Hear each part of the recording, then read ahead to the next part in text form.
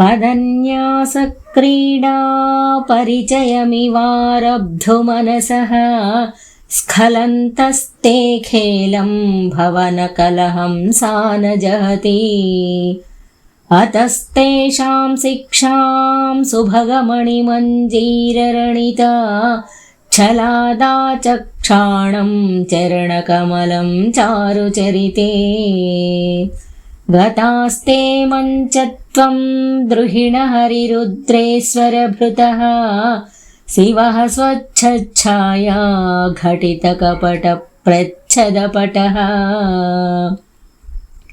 त्वदीयानां भासां प्रतिफलनरागारुणतया शरीरी शृङ्गारो रसैव दृशां दौग्धिकुतुकम् अराळाकेशेषु प्रकृतिसरला मन्दहसिते शिरीषाभाचित्ते दृशदुपलशोभाकुचतटे भृशं तन्वी मध्ये पृथुरुरसिजारोहविषये जगत्रातुं शम्भोः जयति करुणा काचिदरुणा कळङ्कः कस्तूरी रजनिकरबिम्बं जलमयं कलाभिः कर्पूरैः मरकतकरण्डं निबिडितम् अतस्त्वद्भोगेन प्रतिदिनमिदं रिक्तकुहरं विधिर्भूयो भूयो निबिडयति नूनं तव कृते पुरारातेरन्तः पुरमसि ततस्त्वच्चरणयोः सपर्यामर्यादा तरलकरणा नाम सुलभा तथा ह्येते नीताः शतमखमुखाः सिद्धिमतुलां तव द्वारोपान्तस्थितिभिरणिमाद्याभिरमराः कळत्रं वैधात्रं कति भजन्ते न कवयः श्रियो देव्याः को वा न भवति पतिः कैरपि धनैः महादेवं हित्वा तव सती नाम चरमे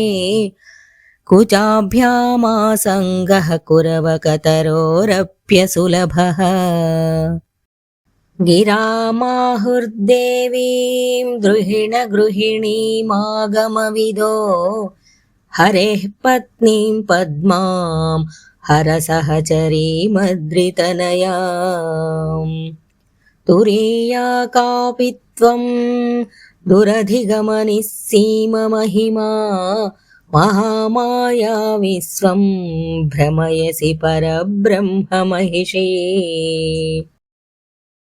कदा काले मातः कथय कलितालक्तकरसं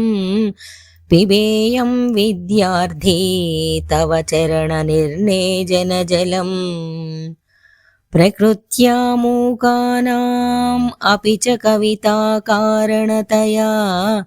कदा धत्ते वाणी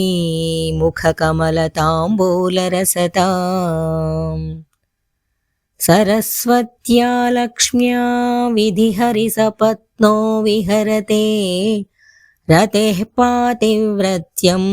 शिथिलयति रम्येण वपुषा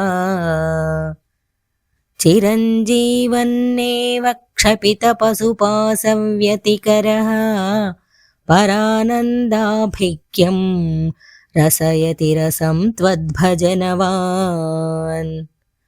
प्रदीपज्वालाभिः दिवसकरनीराजनविधिः सुधासूतेश्चन्द्रोपलजललवैरघ्यरचना स्वकीयैरम्भोभिः सलिलनिधिसौहित्यकरणं त्वदीयाभिर्वाग्भिः तव जननि वाचां स्तुतिरियम् त्वदीयाभिर्वाग्भिः तव जननि वाचां स्तुतिरियम् त्वदीयाभिर्वाग्भिः तव जननि वाचां स्तुतिरियम् आदिशङ्कराचार्यकृत सौन्दर्यलहरी स्तोत्रम्।